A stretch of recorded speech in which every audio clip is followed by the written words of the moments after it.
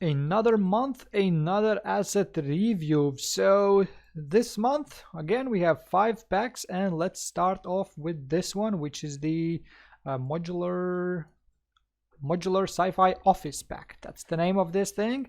Looks pretty dope. Very shiny materials, all kinds of lights everywhere, and all kinds of stuff. So let's just hit play and let's have a look. Let's do that in a full screen. So I'm going to enable FPS. So it's going to be stat FPS. Now remember, I have 3 Unreal Engines open right now. I'm also recording, and right now my FPS is pretty darn good.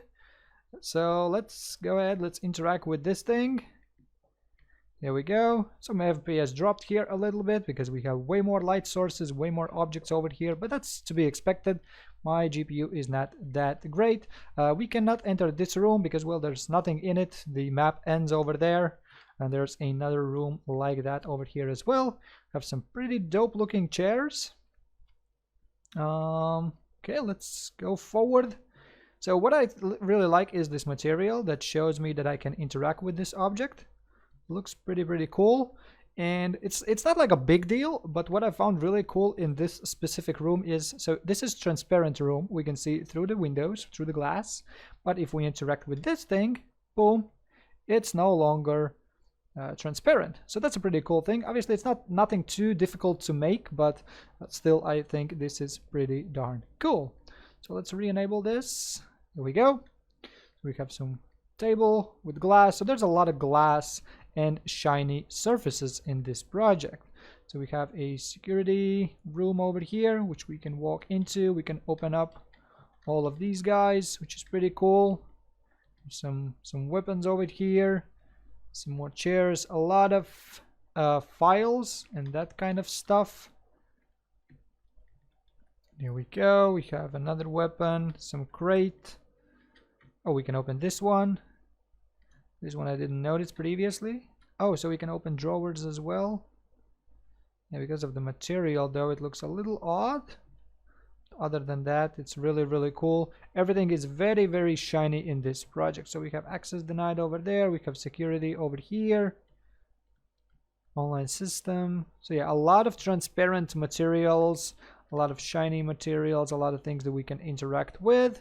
And I believe we have one more room. Yeah, we looked into everything, I think. What is this? Oh, here we have the server room. For some reason, only every other door can be opened, but that's okay, I guess. Again, a lot of lights, a lot of shiny things. And the same thing on this side as well. There we go. Okay, let's go into the final piece, which is over here. We have some stairs with a corridor. We have this resting area, I guess, or whatever it's called. And then we have the second floor, which is just one main boss's office, I would assume. We can turn on the light. I don't really see a big difference in the light source, not too high of an intensity, but well, there's already plenty enough of lights. Oh, we can interact with this one. That's cool. That's cool. So something like this. So that's how it looks. Let's see. So we have a lot of transparent materials, all that good stuff. Let's have a look at the main frames. Well, what do we have basically here as the main pieces? So this took a while to load. Okay, so let's have a look at these modular pieces. So we have this guy right here, which doesn't have the middle piece, which is not really needed. For the modular kit, it's totally not needed as long as the modular kit is set up correctly. We don't need anything extra in this. One thing that I'm noticing though is there's a lot of, is this a model thing or is it a texture? Let's have a look at wireframe. It looks like it's a texture thing. Yeah, that's a texture. Okay. So there's a lot of vertices over here. That's to be expected. 588 vertices on this guy isn't too bad. For some reason, yeah, there's no LODs on that one. That's not cool, but well, it is what it is. And one thing that I'm noticing is there's twice the same material. So we have this material and this one twice. Same for the yellow, same for the white. Yeah, that's not cool. It would have been better if it was better put together. What did I click again on Unreal? There we go, back to normal. Yeah, that would have been way better if there wasn't like doubles of materials. Yeah, because that's totally not good. What if we have this gray guy over here. We clear that. Yeah, we can't remove it because it's a default. Yeah, that's very sad. That's not the way to do it. There should have been just one per each. So that's a little sad that they have done it this way, that they haven't merged materials, because that's one small detail that could be optimized, because the less materials we have in this list, the better it is. But other than that, yeah, 588 triangles, 645 vertices, not bad at all. Let's have a look at some other ones. This one has 9 materials. So that's the only downside that I can see for these assets, is that some of these, not all of these, some of these materials could be, I think, optimized a little bit better, but it is what it is. Still nothing like too extreme. There's not like 20-40 materials per each. We have this wall, which is a two-sided wall. Or is it a two-sided material? No, it's a two-sided wall. Again, very shiny surfaces, looking pretty good. Only 48 vertices. And we have this expanded glass piece right here, which is really cool. Yeah, so I'm thinking these assets are really dope. They are pretty well optimized. The only thing that I noticed so far is those materials. Let's have a look at some other stuff. Ooh, this is a tough one. This is a tough one. So these chairs right here, but obviously if we want to make them look as dope as they look, I don't think there is much that could be done about this to make them better. Maybe a little bit, but honestly not a lot, because the shape of this is pretty dope, and if we are starting to sacrifice some vertices, it's not going to look the greatest, but it does have some pretty insanely good vertices system. Interestingly enough, I guess there could have been a lot of vertices saved, because I don't see really that big of a difference between LOD1 and LOD0. Obviously there is a little bit of that extra detail, so maybe on 4K and zoomed in it might be a bigger difference, but I think that what I would do with these assets is maybe just bring the LOD0 down, go ahead and change its reduction settings and bring it down to, like, maybe let's bring it to 40 and let's see what happens. Maybe I killed it. So as you can see, there's not a big difference, and we instantly saved up like 10,000 or more vertices. There's not like that big of a detail. The difference on the quality, how we see them, they still look pretty good to me. Obviously, if you want to go for like a super photorealism, of course, that's all right. But as long as we don't have like too many of these, still with the big vertice count, whatever it was, it should have been pretty good. So what it actually was, let's rebuild it back to default, and by default 20,000. Yeah, so it's a little on the high end, but nothing too major. So we have some wooden chairs over here. So obviously we had a lot of these, all kinds of books and such, some trash cans, ceiling for the modular pieces, chairs. Oof, this one again, 37k vertices, but oh my god, the texture on this thing, it does actually look like an actual leather. Yo, this is really good looking. This is really good looking.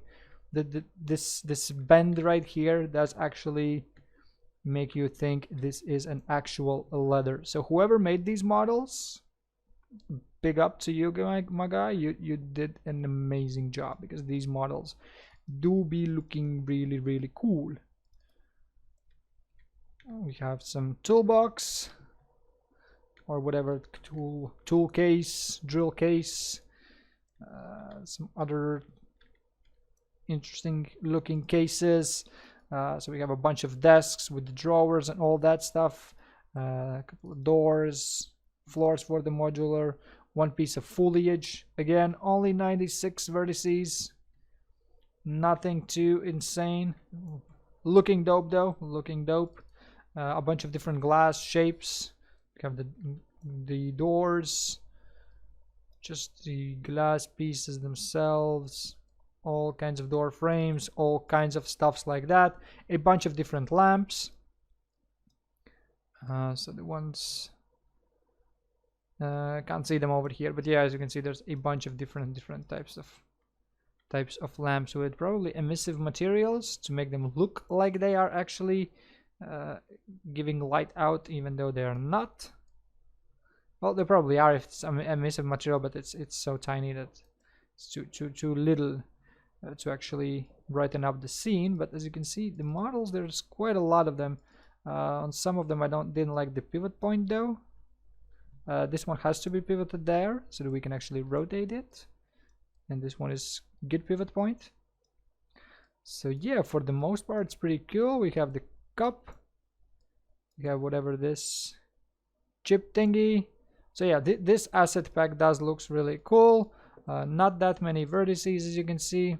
Most of the models have very low vertice amounts, and the ones that do have the higher vertice amount, well, as you can see, these leather thingies look really realistic and looks really cool. So if you're into this type of sci-fi thingy, I think this is definitely a pack to go, because this thing is really interesting. And even with all these light sources, as you can see, there's light source, light source, light source, light source, light source, light source.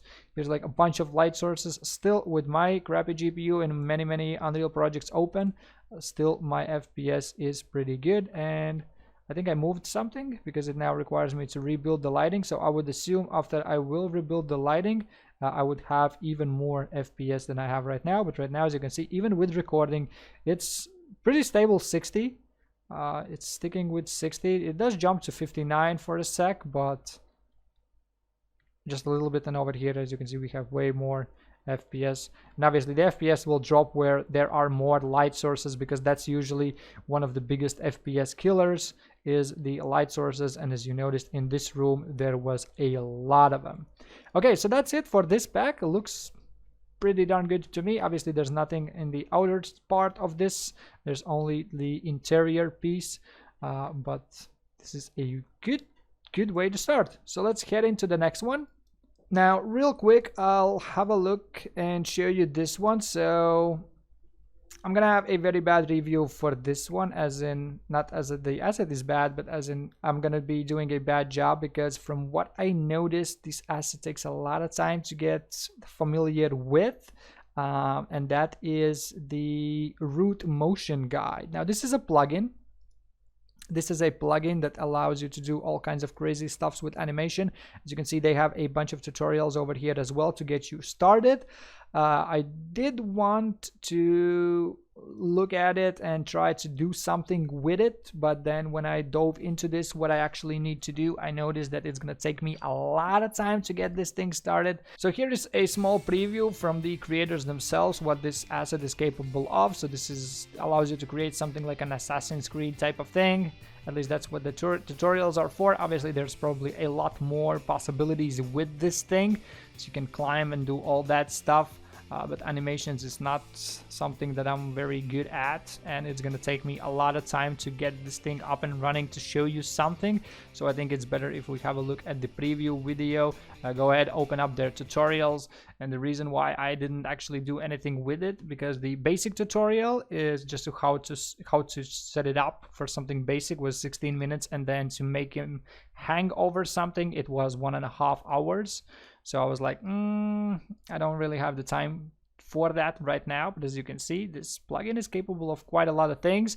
Now for the smaller developers, I don't think this is the way to go and the mechanics to make, because it's going to take you a lot of time. You need a bunch of animations, and also, as you can see, you need to set up a lot of things that needs to stay static. You probably could, I would assume, somehow build this into the blueprint. I'm not exactly sure because, like I said, I didn't try this out myself. The results look really dope, but I'm scared of animations. That's one thing that I really struggle with.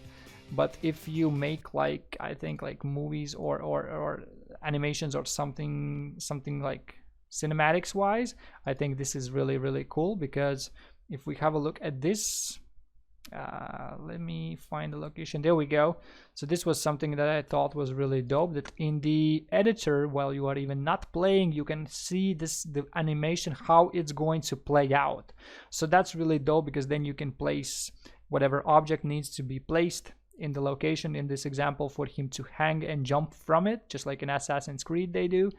So that's a really cool and handy thing probably to have when you're working with cinematics. And here is the result. So you go in there and it takes over, does the animation, and you proceed with the game.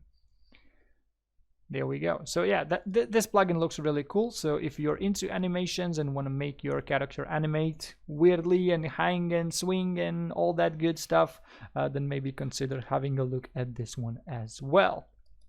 Now let's dive into the next one, which is the advanced female character customization. So we have some kind of map. Let's hit play. Let's have a look. So we have a bunch of options, I would assume. So type slot name. Let's hit create. Please write name and choose a preset. Okay, so we have only one preset. There's nothing really to choose from. Let's say test one, create. So I haven't even looked at it myself. So we have select, customize mesh. Okay. So with the mouse wheel, we can scroll up and down, so we can customize the character apparently.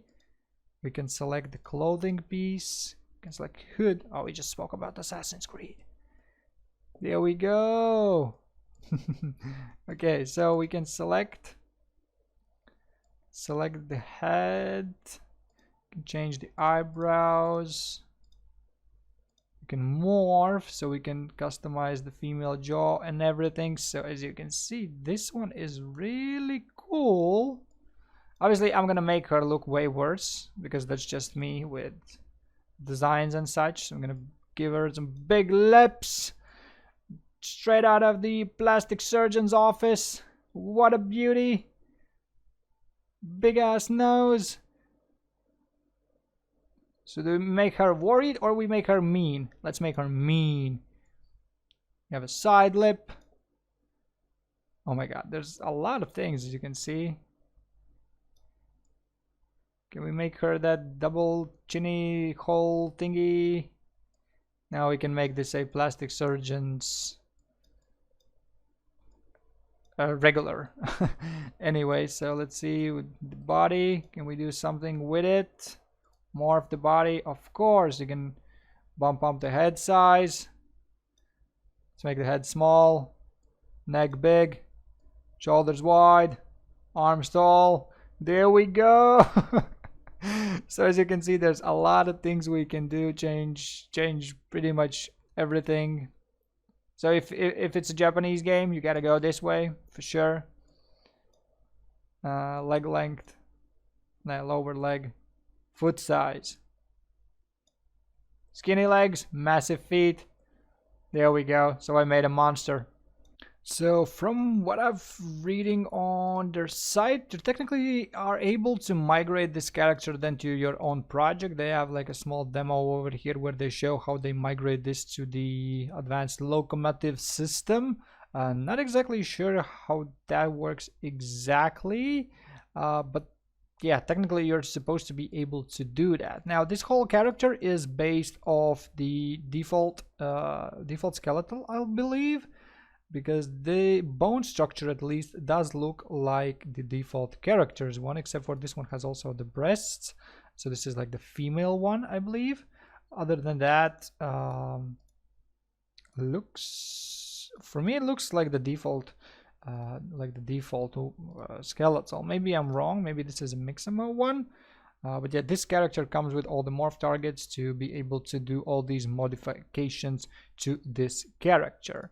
So yeah, this whole thing looks pretty dope. The vertice count on these characters obviously is pretty big. So there's two options. There's the production one with the 46,000, and then there's also a cinematic one with a 360,000 vertices. So it's totally up to you which model you decide to use on this one.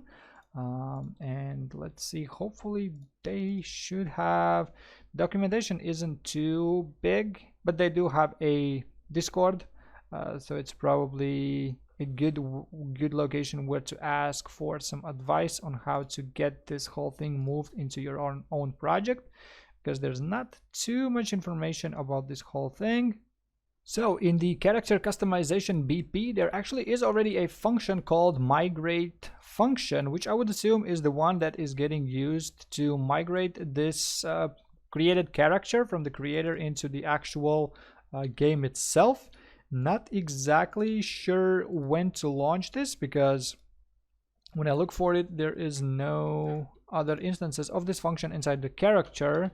So if we try to migrate function, yeah, that's the only location where this is, so it never gets launched. So probably you need to launch it somewhere and you should be able to play with this guy. So I'm not exactly sure how that exactly works, but maybe somebody in the comments section will be able to give that information. Other than that, this plugin looks really cool.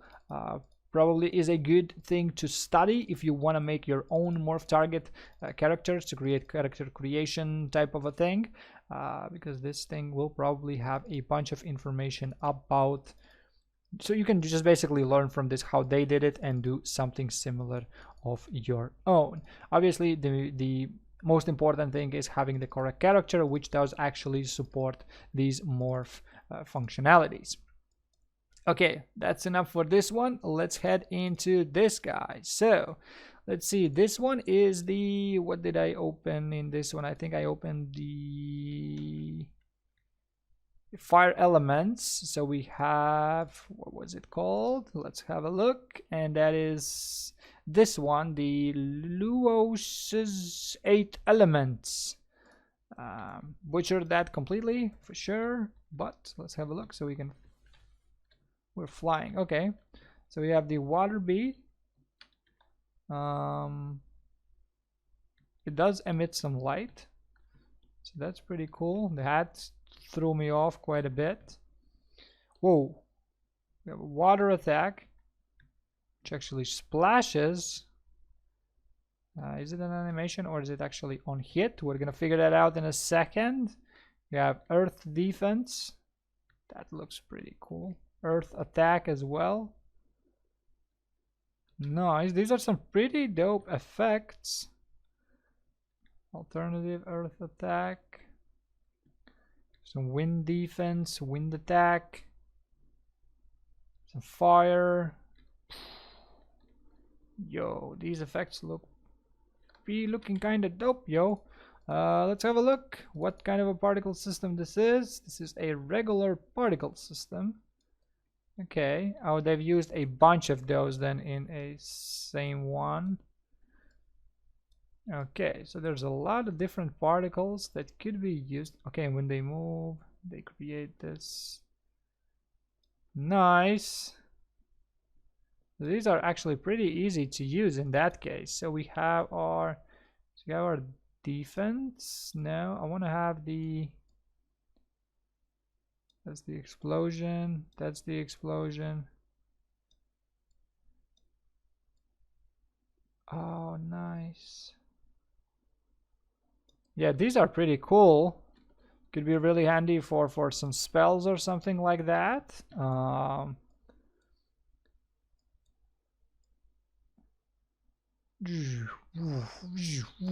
Nice. I kind of do like these quite a bit. So you can spawn the effect on the hit, of course, and then you can spawn the effect on whenever it flies. This does require me to compile some shaders. Yeah, these things could be looking pretty cool. Obviously, Niagara is the way to go. Niagara, or don't know how to pronounce that correctly, but these are still looking pretty pretty interesting. So if you're into magic type of things, spells, attacks, blasts, this could be the way to go.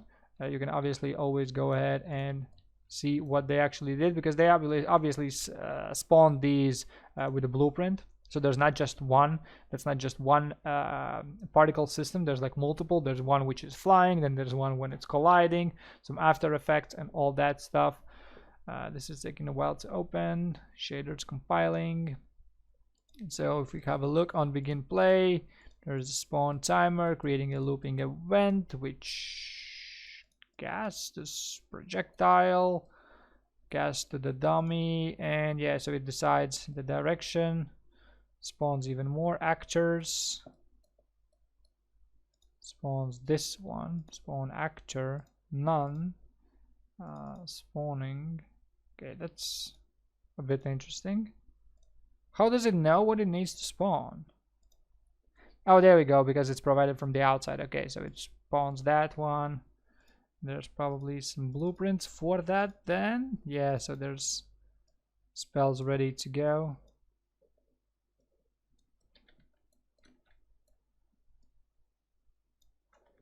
Okay.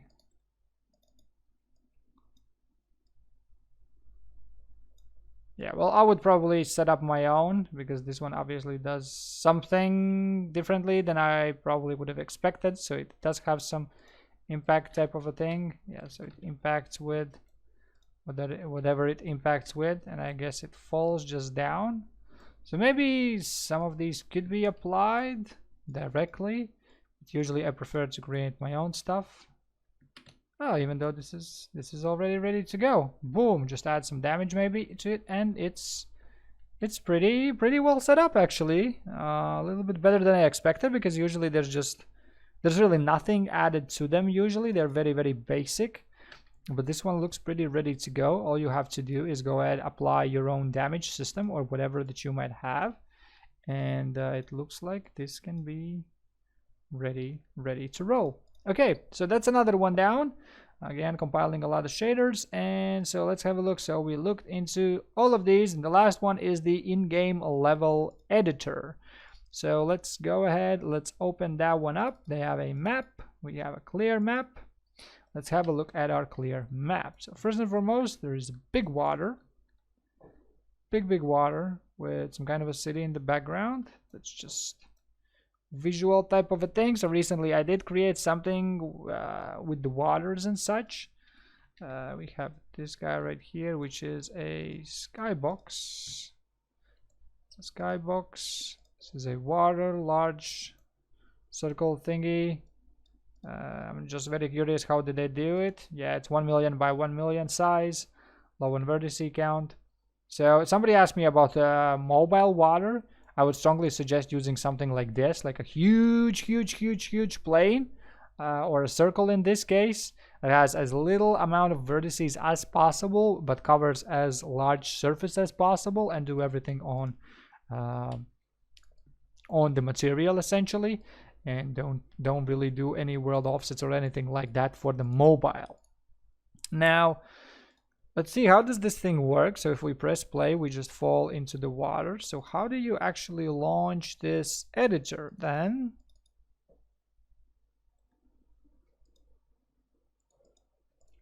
I'm assuming this could be the way to go. So we have the editor, game mode.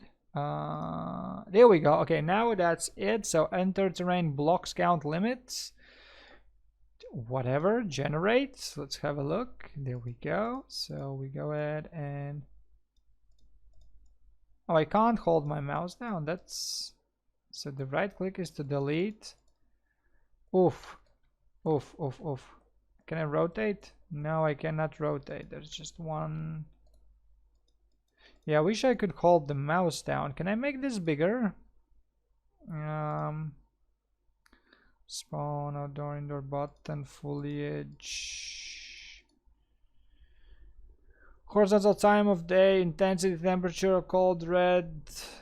Unfortunately, I can't seem to find how can I make this bigger, and I can't hold the mouse button down. I wish I could be able to hold the mouse button down to basically draw like a bigger area of this. But this is pretty quick to do this regardless, as long as we don't mess this up too much. So I'm gonna make a skate park. Have a ramp over here. How do I rotate? Oh, that's not the right key. Oh, I don't think no, I should be able to, because they're all one-sided.